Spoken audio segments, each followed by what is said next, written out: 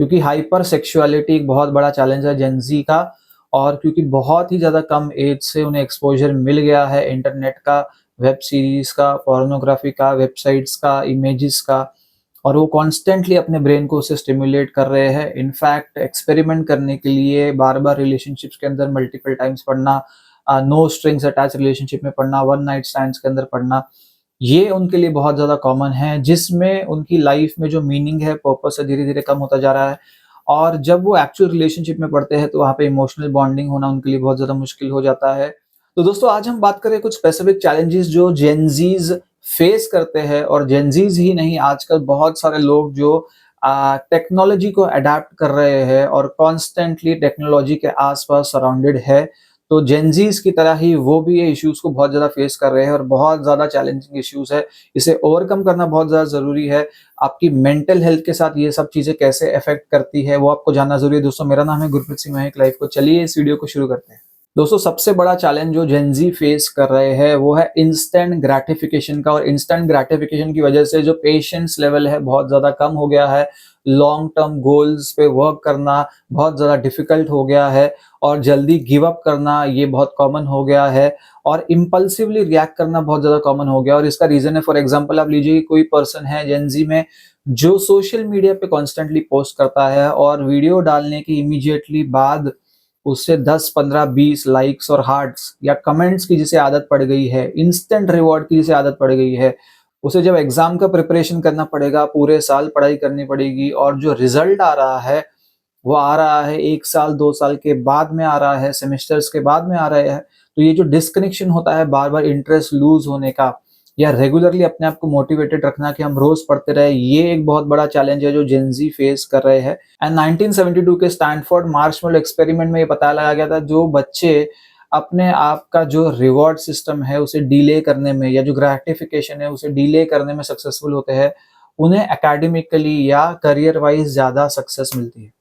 Second challenge है procrastination या perfectionism traits. जिन लोगों के अंदर परफेक्शनिज्म ट्रेट्स होते हैं, वो चीज़ों को आगे टालते हैं। उन्हें लगता है कि अभी वो उसके लिए रेडी नहीं है। उन्हें लगता है कि उनको अभी जो है उनके पास कॉन्फिडेंस नहीं है, उनके पास फ़ियर ऑफ फेलियर है। और प्रोक्रास्टिनेशन जेन ज़ी का एक बहुत बड़ा ट्रेट है, जहाँ पे उन्हें लगता है कि उन्हें और प्रिपेयर होने की ज़रूरत है, और सालों-साल तक, महीनों तक वो प्रिपेयर ही करते रहते हैं, वो लीप नहीं ले पाते हैं, वो अपने आइडियाज़ को एक्शन में कन्वर्ट नहीं कर पाते हैं। और जितना ज़्यादा प्रोक्रास्टिनेशन आपकी लाइफ के अंदर, जितना ज़्यादा आपके लाइफ में फ़ियर ऑफ फेलियर है, उतना ज़्यादा आपका स्ट्रेस लेवल बहुत ज़्यादा हो जाएगा, उतना ज़्यादा आपको लगेगा ओवरवेल्म्ड, और बहुत सारे टास्क आपके पेंडिंग रह जाएँगे। जेन ज़ी का एक और बहुत बड़ा चैलेंज है, वो है एंग्ज़ायटी। वो हो सकता है परफॉर्मेंस एंग्ज़ायटी हो सकता है वो सोशल एंग्ज़ायटी हो, पर यूजुअली जो एंग्ज़ायटी है वो कंपैरिज़न से आती है, जहाँ पे वो अपने आप को बेस्ट नहीं समझ पा रहे हैं, वो दूसरे लोगों के साथ कंपेयर कंटिन्यूअसली करते हैं, बॉडी लेवल पे कंपेयर करते हैं, मार्क्स के साथ कंपेयर करते हैं, करियर में कहाँ पर वो स्टैंड करते हैं अपने फ्रेंड्स के साथ, उसके साथ कंपेयर करते हैं,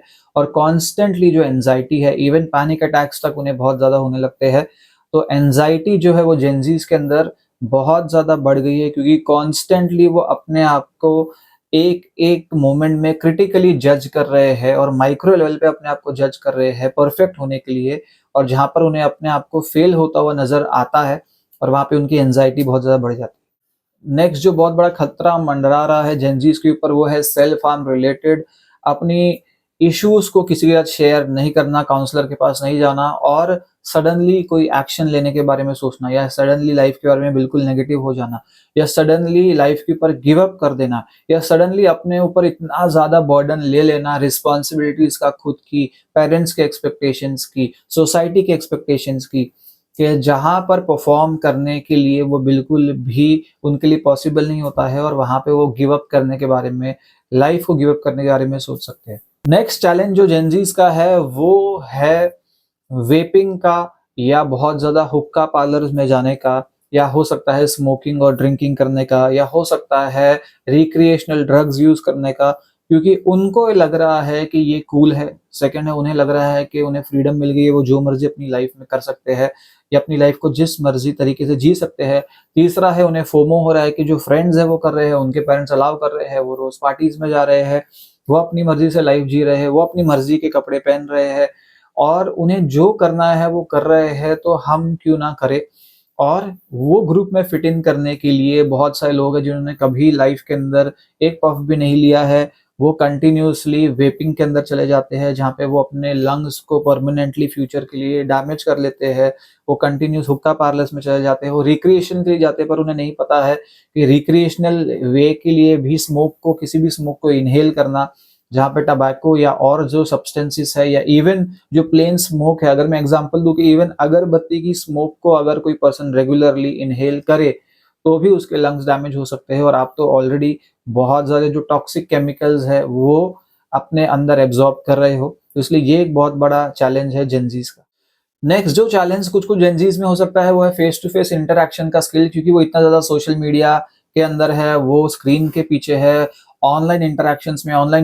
में उनका कॉन्फिडेंस बहुत ज्यादा है। इनफैक्ट हमने कुछ इंटरव्यूज लिए जहाँ पे ऑनलाइन इंटरेक्शन में confidence was like 9 out of 10, और जब फिजिकली मीट किए तो पता चला कि बिल्कुल भी कॉन्फिडेंस नहीं है। फिजिकल मीट करना, लोगों को मिलना, उनसे आइडियाज डिस्कस करना, ये कोई हैबिट ही नहीं है। और वो कंटिन्यूसली एक इल्यूजनरी सोशल मीडिया वर्ल्ड में जी रहे हैं, जिसकी वजह से जब वो सोसाइटी में या लोगों के सामने जाते हैं तब उन्हें बहुत ज्यादा एंजाइटी हो सकती है। इन सभी से रिलेटेड है एक्सेसिव स्क्रीन टाइम। एक नॉर्मल जेनजी की लाइफ में उनके मोबाइल के अंदर जो स्क्रीन टाइम है वो है अराउंड 8 to 12 आवर्स का, यानी कि जो लाइफ का आधा दिन है उनका रोज का 24 आवर्स में से 12 आवर्स वो मोबाइल फोन में स्पेंड कर रहे हैं। हो सकता है वो उसे नाम दे के वो नेटवर्किंग कर रहे हैं, वो कनेक्शंस बना रहे हैं, वो वर्क रिलेटेड यूज कर रहे हैं, पर स्क्रीन टाइम ज्यादा होना आपको पता है it is not good for your eyes. Second है स्क्रीन टाइम ज्यादा होने की वजह से आप कॉन्स्टेंटली आपका जो ब्रेन है वो एक्टिवली डोपामिन रिलीज करने में रहता है। जब जब बिना मोबाइल के आप होगे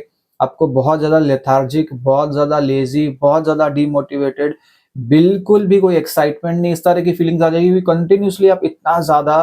अपने ब्रेन को स्टिम्युलेट कर रहे हो मोबाइल से, जहां पे वो रेस्ट बिल्कुल नहीं कर पा रहा है। इसलिए मोबाइल फोन एडिक्शन भी एक बहुत बड़ा खतरा है जेनजी के लिए। और कुछ एरियाज है जहाँ पे जेनजीज है जो सफर कर सकते हैं, वो है लोनलीनेस, क्योंकि उन्होंने अच्छे डायरेक्ट फिजिकल कनेक्शंस मीट करके किसी नहीं बनाए हैं, वो ऑनलाइन मोड पे ज्यादा होते हैं, तो अल्टीमेटली उन्हें लगता है कि उनकी लाइफ में रियल कुछ एकदम रियल फ्रेंड्स की बहुत ज्यादा कमी है। वैसे तो उनके बहुत बड़े बड़े ग्रुप्स है, पर रियली आपके लिए कौन अवेलेबल है ये एक बहुत बड़ा क्वेश्चन मार्क है, क्योंकि वो इतना ज्यादा दिखावे की दुनिया में है, ब्रांड्स के दिखावे की दुनिया में है, लाइफस्टाइल के दिखावे की दुनिया में, तो जो शायद उनके फ्रेंड्स है वो इसी वजह से अट्रैक्ट हुए हैं। सेकंड, उनका जो इमोशनल एक्सप्रेशन है वो बहुत ज्यादा इंपल्सिव हो सकता है। इमीडिएटली रिलेशनशिप में पड़ जाना, इमीडिएटली रिलेशनशिप से बाहर आ जाना, गेट लॉस बोल के रिलेशनशिप को एंड कर देना, ये उनके लिए बहुत ज्यादा कॉमन हो सकता है। रियलिटी से बहुत ज्यादा डिटैच होना, क्योंकि एक वर्चुअल लाइफस्टाइल के अंदर रहना और एक्चुअल में उनकी जो लाइफ है किस डायरेक्शन में जा रही है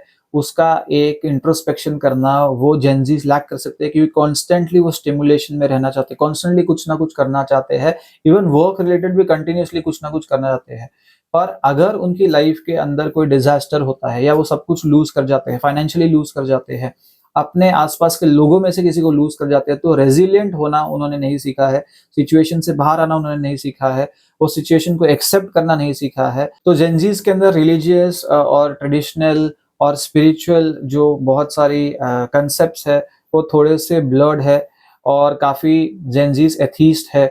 तो जो गॉड में बिलीफ है वो नहीं है। अब इसके ऊपर हम नहीं जाएंगे कि बिलीव करना चाहिए कि नहीं करना चाहिए, पर क्या होता है कि जब आपकी लाइफ के अंदर बहुत ज्यादा ट्रैजिक इंसिडेंट्स होके जाते हैं तो कुछ लोग जो थोड़े स्पिरिचुअल या रिलीजियस होते हैं उनके लिए उसको एक्सेप्ट करना या कोप अप करना इजी हो जाता है, बट जेनजीज क्योंकि हर चीज को क्वेश्चन करते हैं तो यहाँ पे इनके क्वेश्चन का कोई आंसर नहीं मिल पाता, जहाँ पे उनका डिस्ट्रेस लेवल बहुत ज्यादा बढ़ सकता है।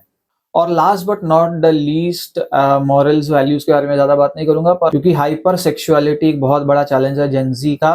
और क्योंकि बहुत ही ज्यादा कम एज से उन्हें एक्सपोजर मिल गया है इंटरनेट का, वेब सीरीज का, पोर्नोग्राफी का, वेबसाइट्स का, इमेजेस का,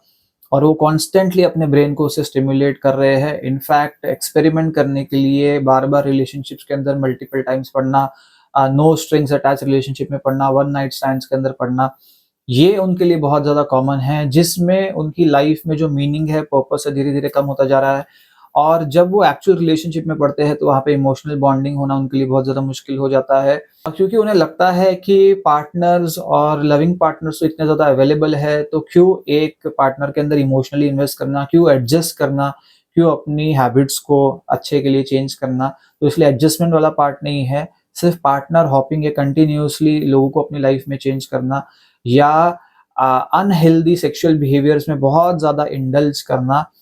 और बहुत सारे डिविएंट सेक्सुअल बिहेवियर्स में इंडल्ज करना, जैसे वो पोर्नोग्राफिक मूवीज में देखते हैं, वो भी जेनजीज के लिए बहुत ज़्यादा कॉमन है, जो उनके लिए इमोशनली, फिजिकली फ्यूचर में बहुत ज़्यादा प्रॉब्लम्स क्रिएट कर सकते हैं। तो दोस्तों ये वीडियो था इतना ही। जेनजीज अपनी लाइफ को कंट्रोल में लेके आ सकते हैं, सेल्फ कंट्रोल एड्रेस कर सकते हैं, हेल्प ले सकते हैं किसी लाइफ कोच या काउंसलर का, अगर उन्हें लगता है कि उनकी ये सारी चीज़ें उनके लिए ट्रबल क्रिएट कर रही है। तो दोस्तों ये वीडियो था इतना ही। अगर आपको वीडियो पसंद आए, लाइक करिए, कमेंट करिए, शेयर करिए, सब्सक्राइब करिए चैनल को और देखते रहिए लाइफ को।